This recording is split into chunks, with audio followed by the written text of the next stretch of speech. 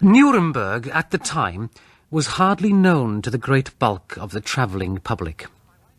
My wife and I, being in the second week of our honeymoon, naturally wanted someone else to join our party. So that when the cheery stranger Elias P. Hutcheson turned up at the station at Frankfurt and casually remarked that he was going on to see the most all-fired old Methuselah of a town in Europe, we took the pretty broad hint and suggested that we should join forces. Straightway, Amelia and I found the pleasant benefit. Instead of quarrelling, as we had been doing, we now took every opportunity of spooning in odd corners, and much enjoyed the racy remarks of our transatlantic friend. The castle is seated on a rock dominating the town, and an immensely deep fosse guards it on the northern side. The ditch has not been used for centuries, and now its base is spread with tea gardens and orchards. A little to our right rose the Torture Tower, which was, and is perhaps, the most interesting place in the city. In one of our pauses, we leaned over the wall of the moat and looked down. Below us was a pretty sight, a great black cat lying stretched in the sun, whilst round her gambolled prettily a tiny black kitten. Elias P. Hutcheson, in order to help the play, stooped and took from the walk a moderate-sized pebble. "I will drop it near the kitten, and they will both wonder where it came from." "Oh, be careful," said my wife. "You might hit the dear little thing." "Not me, ma'am," said Elias P. He leaned over and held his arm out at full length and dropped the stone. It fell with a sickening thud right on the kitten's head, and shattered out its little brains then and there. The black cat cast a swift upward glance, and we saw her eyes like green fire, fixed an instant on Elias P. Hutcheson, and then her attention was given to the kitten, which lay still, whilst a thin red stream trickled from a gaping wound. Suddenly she seemed to realize that it was dead, and again threw her eyes up at us.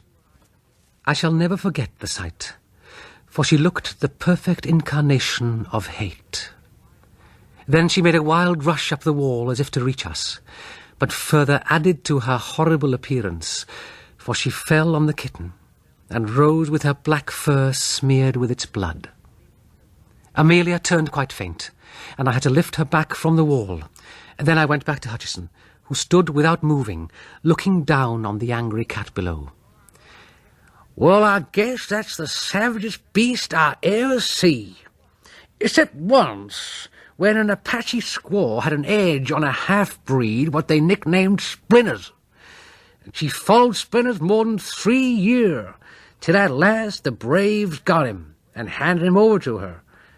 They did say that no man, white or Injun, had ever been so long a-dying under the tortures of the Apaches." Whilst he was speaking, the cat was continuing her frantic efforts to get up the wall. "I do declare that poor critter seems quite desperate. There, poor thing, it was all an accident, though that won't bring back your little one to you. Say, Colonel," it was a pleasant way he had to bestow titles freely, "I hope your wife don't hold no grudge against me on account of this unpleasantness." Then we all went again to the wall and looked over. The cat was sitting on her haunches as though ready to spring. Indeed, the very instant she saw him, she did spring, and with a blind, unreasoning fury, which would have been grotesque, only that it was so frightfully real. Amelia said to Elias P. in a warning voice, "That animal would try to kill you if she were here. Her eyes look like positive murder." He laughed out jovially. "Excuse me, ma'am," he said, "but I can't help laughing. Fancy a man that has fought grizzlies and Injuns being careful of being murdered by a cat."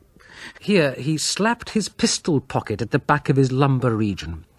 "Why, soon have you worried, I'll shoot the critter right here." And so we went on and crossed the little wooden bridge leading to the castle gateway. As we crossed the bridge, we saw the cat again down below us. Hutchison laughed as he looked down at her and said, "Goodbye, old girl. Sorry I endured your feelings, but you'll get over it in time." We were the only visitors who had entered the torture tower that morning. So at least said the old custodian.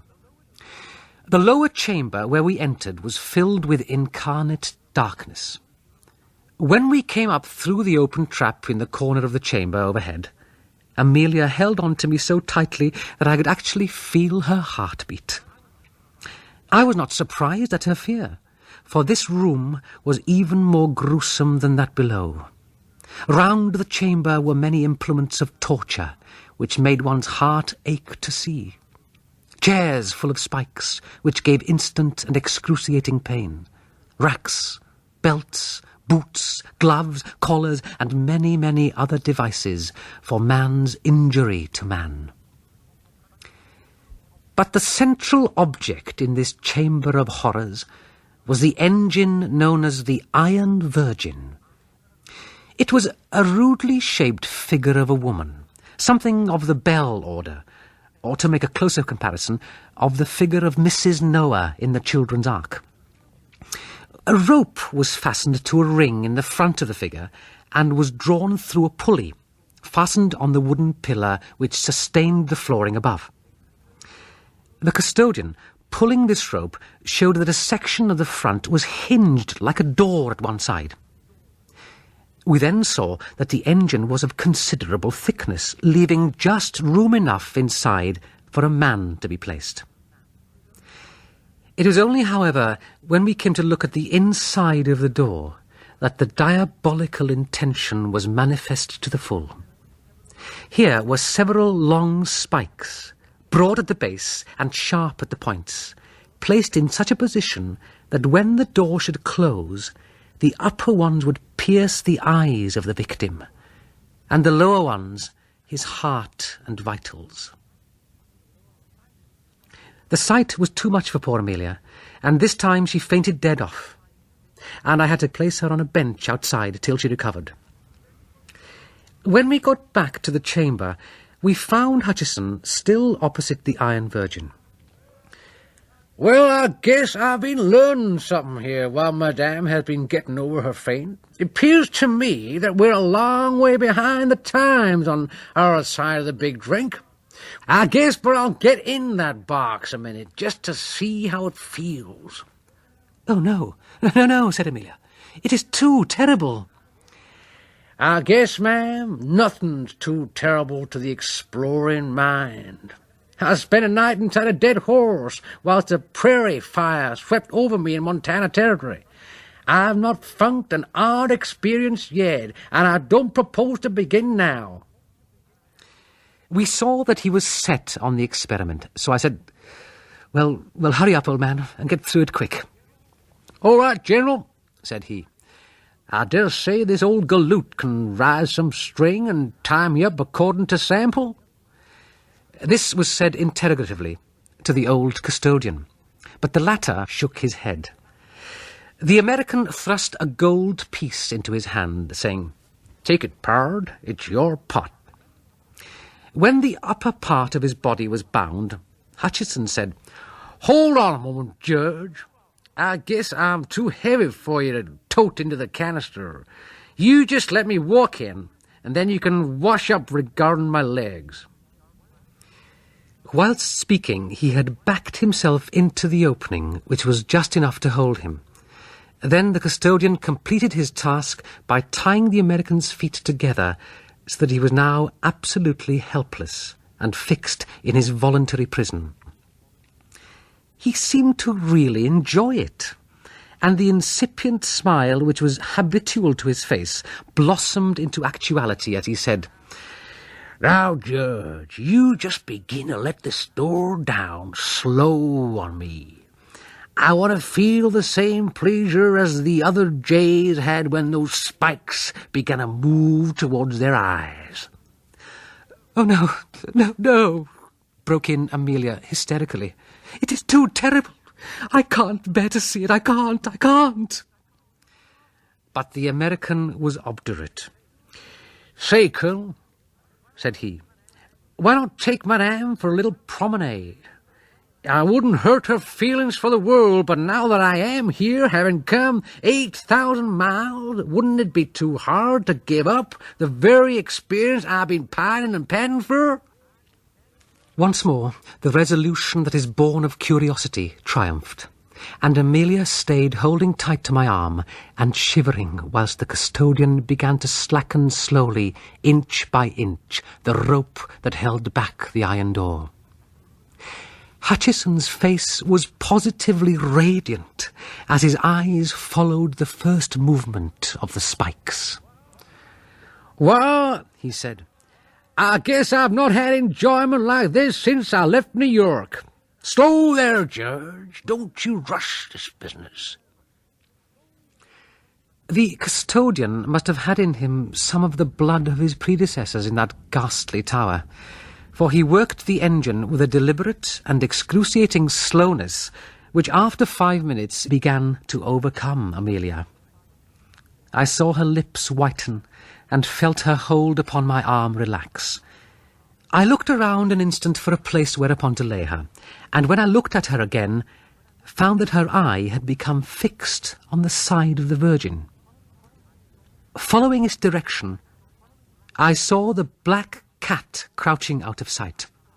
Her green eyes shone like danger lamps in the gloom of the place, and their colour was heightened by the blood which still smeared her coat and reddened her mouth. I cried out, "The cat! Look out for the cat!" For even then she sprang out before the engine. Her eyes blazed with ferocity, her hair bristled out till she seemed twice her normal size. "Darn if the squaw ain't got on all her war paint. You just give her a shove off if she comes any of her tricks on me. Now easy there, Judge. Don't you slack that rope or I'm euchred." At this moment Amelia completed her feint. Whilst attending to her, I saw the black cat crouching for a spring, and jumped up to turn the creature out. But at that instant, with a sort of hellish scream, she hurled herself, not as we expected at Hutchison, but straight at the face of the custodian. With a yell of sheer terror, the man leaped back, dropping as he did so the rope which held back the iron door. I jumped for it, but was too late, for the cord ran like lightning through the pulley block, and the heavy mass fell forward from its own weight. As the door closed, I caught a glimpse of our poor companion's face. His eyes stared with a horrible anguish, as if dazed, and no sound came from his lips. And then the spikes did their work. Happily, the end was quick, for when I wrenched open the door, they had pierced so deep that they had locked in the bones of the skull, through which they had crushed and actually tore him, out of his iron prison, till, bound as he was, he fell at full length with a sickly thud upon the floor, his face turning upwards as he fell. I rushed to my wife, lifted her up and carried her out, for I feared for her very reason if she should wake from her faint to such a scene. I laid her on the bench outside and ran back. Leaning against the wooden column was the custodian, moaning in pain whilst he held his reddening handkerchief to his eyes. And sitting on the head of the poor American was the cat, purring loudly as she licked the blood which trickled through the gashed sockets of his eyes.